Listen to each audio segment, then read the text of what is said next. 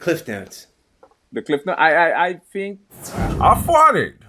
Nobody ever wants to own up. I owned up. Having been on Hollywood Squares, and also the long skinny. So it might take a while to get John in the room. No, actually, I moved to Los Angeles to work at A&M Records to get in the record business. Little bitch. How did you research to play that role? Did you watch? I have a toaster. I have a toaster oven tattooed on my ass. Maybe a latte. I said soft drink. Why is that not soft? Again, okay, yeah. Yeah, and you spit up all over the place. I just saw it like a bait. Like a.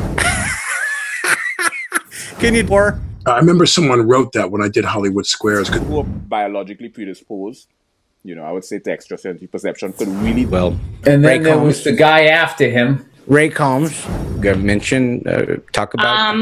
Well, I have a podcast with my husband called really means is the transmutation. Right? To create energy, to produce energy, To make to it, keep going. Tell me about, because you talk about energy, that makes me think of everlasting life, and it makes me think of because they say you can't stop energy. You can't. Is that Boy, killing it, boy, killing it.